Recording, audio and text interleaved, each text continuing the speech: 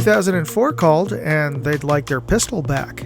No, you're not seeing a vintage TLR2, you're seeing what amounts to a replica of one. This is the Feyachi LF58 on this episode of Moondog Industries.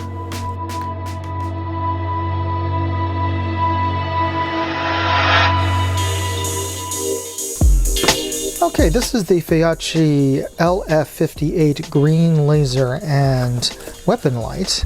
As you can see, it's a plain cardboard box here with just the Feyachi logo, so I won't go into that too long. Comes in a padded box with a user manual in English, and you should read your manual. It tells you how to use your Weaponlight and change the batteries and specs. And this is the LF58, the green laser version. It also comes in a red laser version, but I recommend the green one. They're generally brighter, but you know, to each his own. Comes with a set of CR123A batteries, a pair of them. These are non-rechargeable, just FYI.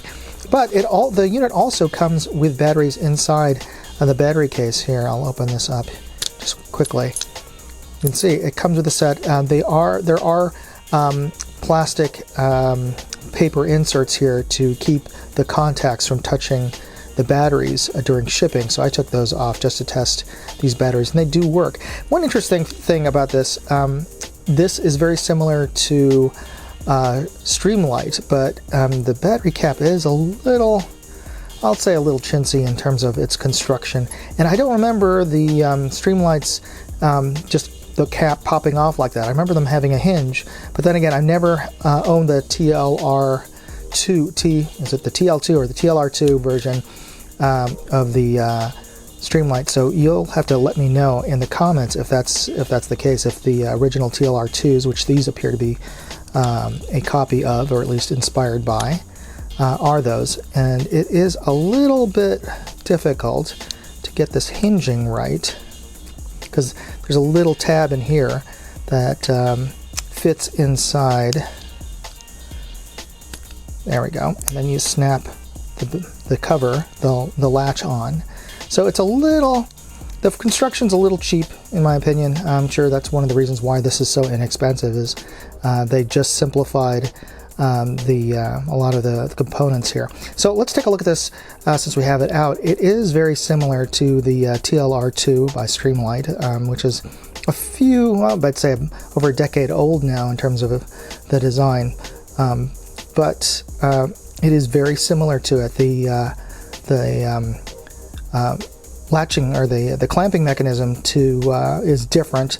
There is a single bolt that either uses a coin or your finger to tighten on the Streamlight. This one uses two bolts with accompanying Allen wrenches to tighten, to clamp down on your weapon mount here. Let's take a look at how well it fits onto a Glock. Now, I just want to preface this because YouTube gets a little weird about weapon lights sometimes. This is not a modification to a firearm.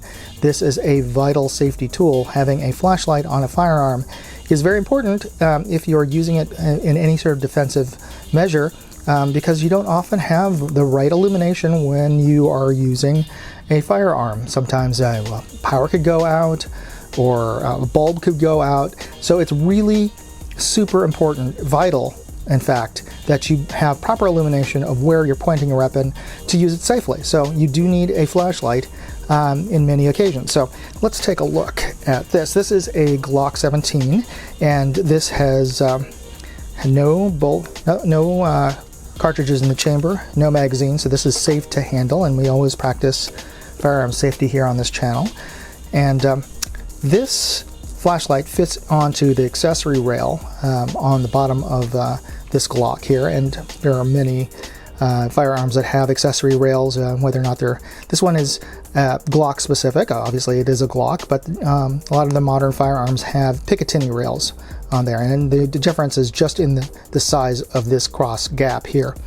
And this is to help keep an item, whether it's a flashlight, laser, or whatnot, in place and from sliding back and forth from the recoil of using the firearm. Anyway, you fit that crossbar into that notch there. There we go.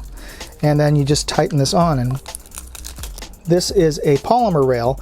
So there's really no point in over tightening this because you're just damaging the polymer at some point. So just make sure that is on firmly. There is a small Allen wrench, as I mentioned, and that is to adjust the position of the laser here with these two little adjustment screws here, using the smaller of the two Allen wrenches that it comes with. And as you can see, it is positioned perfectly. It's got these, it's actuated with these two little lever tabs at the back of the unit, and you can actuate it either with your primary trigger finger or your support trigger finger or your support thumb, depending on your grip. And you can see here, it's easy enough to turn on. You flip it down on this side for constant on, and you either lift it on this side or push it down on this side for momentary on, and there you go. Now we're going to test this out later to see if this actually does put out the stated 200 lumens, but just by eyeballing it, I would say it's pretty, I'm sure it's pretty close, if not even a little bit more than 200 lumens. And this is actually in a dual mode.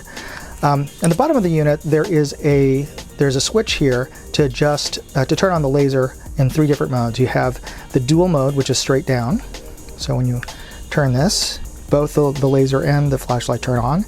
If you switch it over, it goes into laser only mode, and all the way to the right is just flashlight only mode. So you have those 3 modes. Hopefully this camera is getting the laser. Speaking of which, let's take a look at that laser's alignment. So we're going to see how well this is calibrated and aligned out of the box by using this laser bore sighter. Alright, we are 10 feet behind the target, and you are seeing the laser bore sighter there on target, and we will turn on the weapon light and see. Yeah, there you go. That little dot to the, just a little bit above and to the left of the bore sighter's green dot, that is the weapon light itself. So well within critical distance, and obviously you can make spine adjustments with the smaller Allen wrench if you need to, but for something straight out of the box, this is quite well aligned. So we know the laser works. Let's test the light. I've left it on for a minute to warm up the battery and get it to operating temperature. And I put it inside of my homemade lumen box with a light meter sensor. And I've done some calibration numbers. And I was getting a reading of 112, let's just call it 110, which puts it at 440 lumens.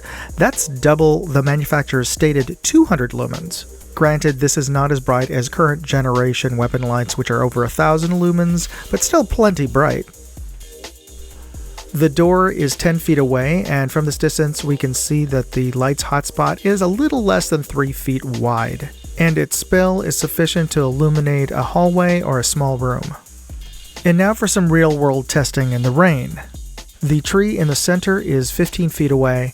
On the hillside there, that is 30 feet away, and the pine tree behind that is 60 feet away, and I can illuminate a telephone pole 100 feet away.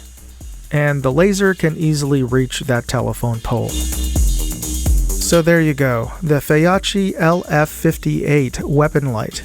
It performed even better than advertised, putting out twice as many lumens as the manufacturer specs. Now, does it have the durability and reliability of a combat-proven brand? I don't know, but does it work? Yes. Does it look like a tack light from 15 years ago? Yes. Could you take it to the range and not be embarrassed to shoot it? Yeah, well, probably. Hey, if you got something out of this video, please hit the like and subscribe buttons. It just takes a second, it's free, and it helps fight big tech censorship of 2A content. And hey, if you're interested in picking up a Feyachi, check out my blog, moondogindustries.com, for a full written review and product links. Thanks for watching. Moondog, out. There's a small and easy way for you to help promote our Second Amendment freedoms, and that's by simply sharing this video. Share it with your gun buddies on forums, Facebook, or whatever social media you're on. And if you want to see all of my videos, check out moondogindustries.com.